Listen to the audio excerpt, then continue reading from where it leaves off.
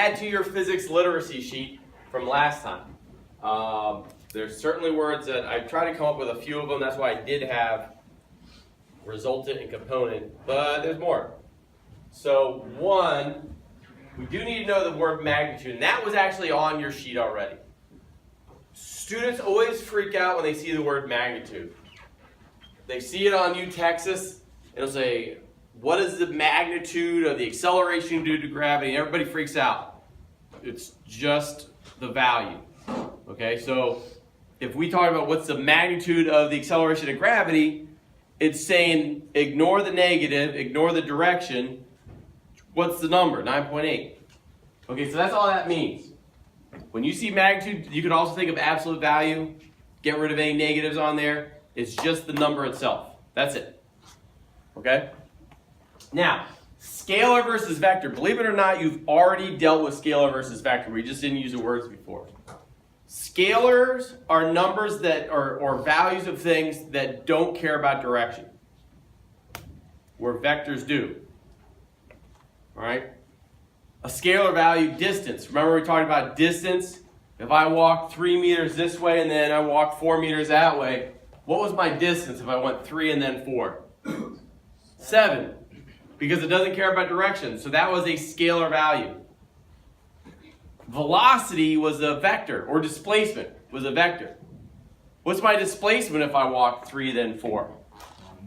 1, or -1, depending on which direction you say is positive or negative, right? So vectors are things that care about the direction.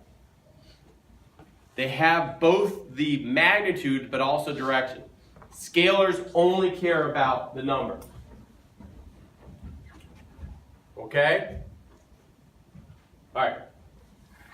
So, is it going to work? Is it going to work? There it is. You don't have to copy these down. But let me just ask you, scalar versus vector. 1. Is distance, is that a scalar or a vector? Scalar. Scalar. Displacement. Vector. Vector. It cares about direction. Velocity. Vector. Vector. Speed. Scalar. Speed is scalar. It does not care about direction. Okay, remember you went around in a circle. If you start and stop at the same spot, your speed was some value, your velocity was 0. All right? Anytime this will work, come on, baby. No whammies. Oh, great, it's going the wrong way.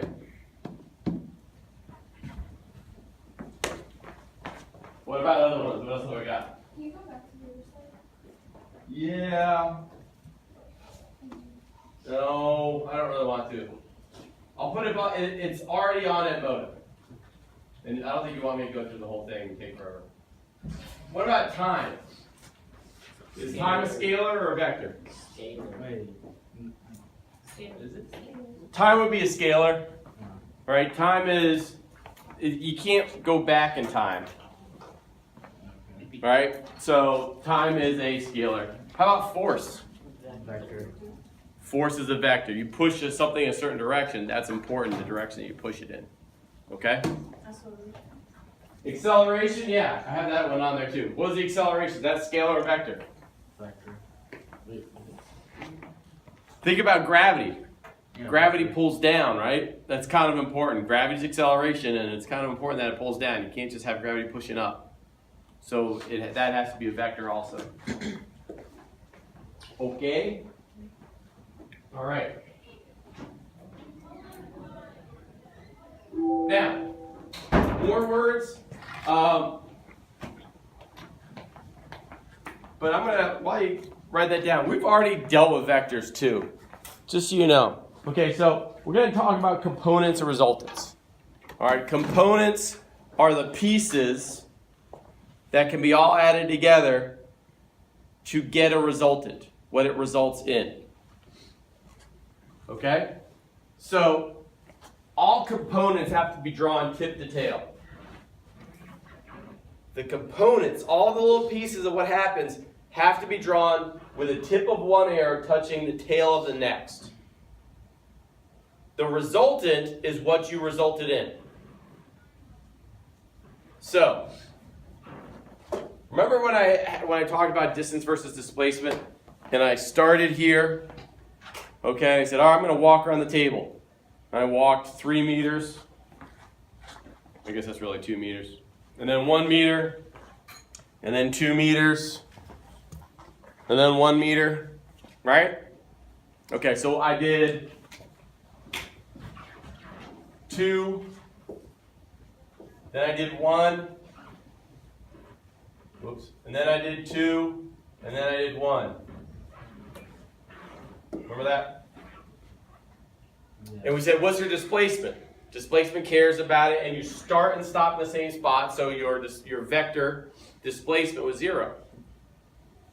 Well, what if I didn't do the math for that? Notice I already drew my vectors tip to tail here. These are components. So every component is drawn tip to tail. That's great. Okay?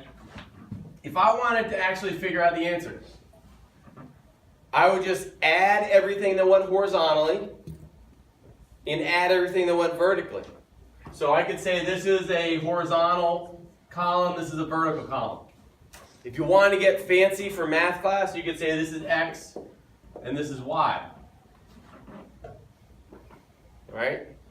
So think about what I have. Horizontally I went 2. Then what did I do? I went down 1. What should I write? What should I write and where? What do you want me to write for going down 1? Horizontal column or vertical column? Oh, vertical. Vertical column. And I'm going to say down is negative. So it's a -1. Then I went back 2. So I'm going to say that's a -2 horizontal. Alright? And then I went up 1. So that would be a +1. So then if I wanted to figure out where I ended up, I would add my horizontal pieces. I'd add my vertical pieces. And it showed that I didn't end up anywhere from where I started. Okay? So we already did vectors. We're just going to do it more. Okay? Right now I have just 2 pieces. But we can do more and more. And I could go a million different ways, and you would just take everything horizontal, add them up, everything vertical, add them up, and you could then figure out how far away you are. Now, to get that resultant is always going to be start to finish. The very most common mistake for vectors is that everyone goes, oh yeah, tip to tail, I did my components tip to tail. But your resultant needs to be start to finish. If I went east and then I went north, which direction should that resultant point? Northeast, right? And a lot of people go, oh, tip to tail, and they're going to draw your resultant going southwest. The resultant is always going to be start to finish. Okay? And to get the length, whether you're talking about whatever vector you're talking about, you can draw it with this arrow and then do a squared plus b squared equals c squared to get your resultant, to do your Pythagorean theorem. Okay? All right. Now, I'm going to give you practice on it. And this is what we're going to do. And I will give you a minute. I'll go back and copy this after you're able to copy this part. All right. Here we go. Please work. This is what we're going to do. Ayub, can you hit the arrow button on my keyboard just once? And then just stand there. I just need a... All right. Let's say you go up. I'm going to say this is 5. I'm going to realign this dumb thing first. That's my problem.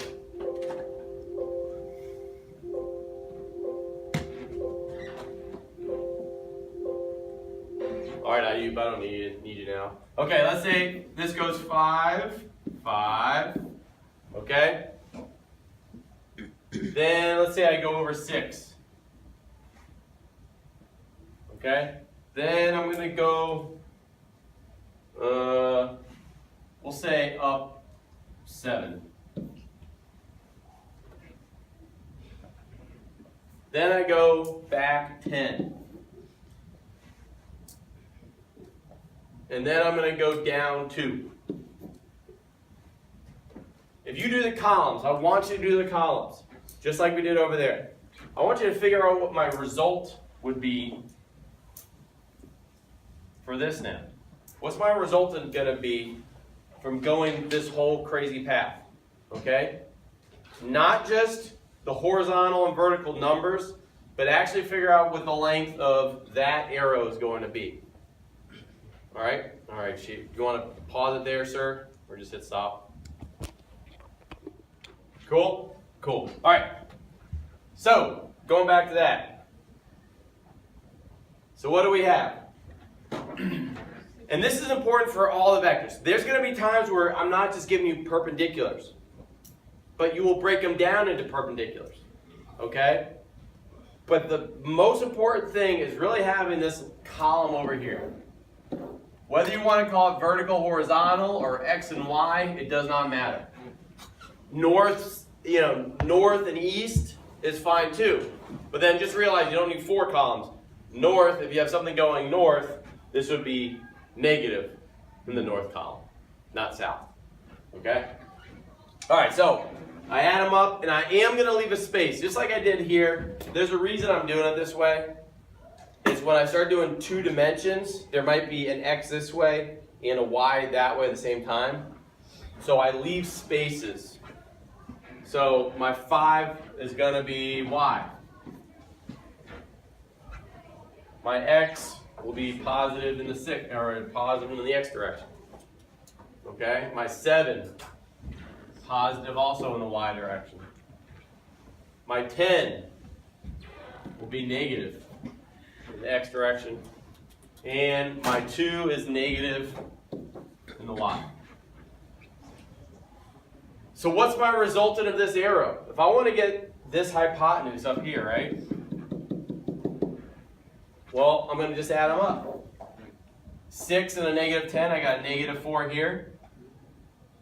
12, I got a 10 right here, all right? So I'm just doing Pythagorean theorem. A squared plus B squared will get me my C squared right there. A squared plus B squared equals C squared. Okay?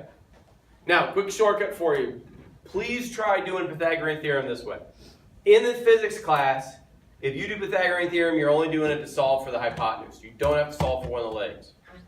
But I would much rather, if you're going to have to figure out what C is, or whatever it's going to be, start immediately by square rooting the other 2 sides, or the other side.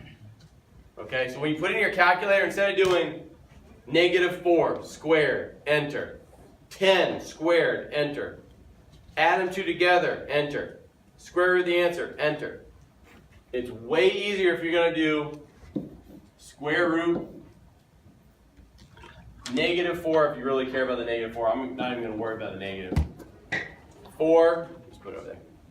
Squared plus 10 squared. What do we get our hypotenuse to be? 10.77. 10.77? Good? Okay. Alrighty. What is what? What is the hypotenuse? Is it This hypotenuse here. So I did all this crazy stuff, but it really was just the same as if I just went up 10 and I went back 4. but like, what is it? Is it the resultant? The hypotenuse is your resultant. And think of it this way. I walked around all these different ways, but what did I result in doing? I ended up here.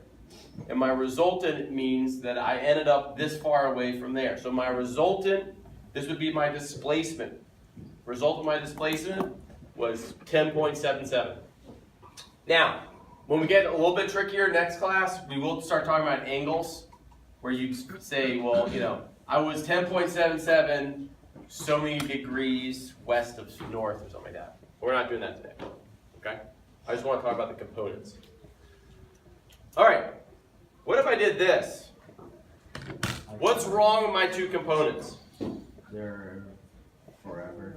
They're not forever. Oh. Diamonds are forever. What's wrong with those 2 components? They're not drawn, Perpendicularly. well, that's true, but they're not drawn tip to tail.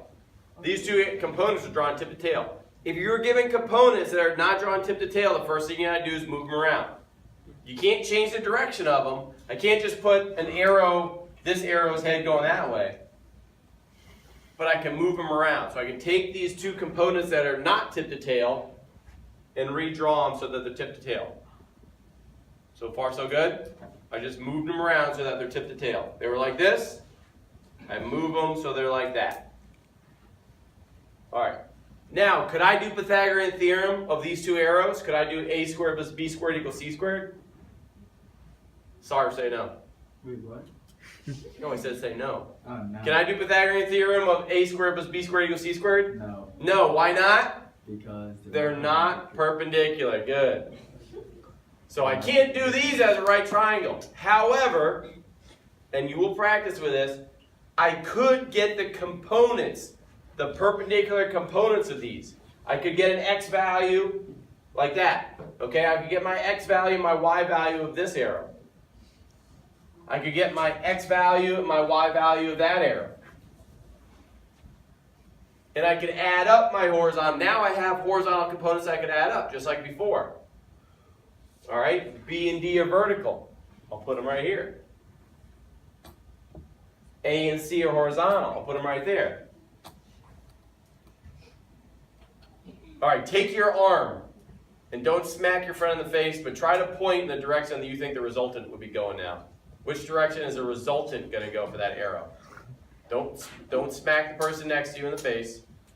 Use your arrow. Use your arm as an arrow. That's fine. Oh yeah? Thanks for the people that actually played along. Yeah, I'm listening. Yeah. So these are all components. I took these two arrows here that were components, but they weren't perpendicular components. And I broke them down into perpendicular pieces. They're still tip to tail. My arrow for my resultant is still going to be start to finish. So my resultant arrow should look like that.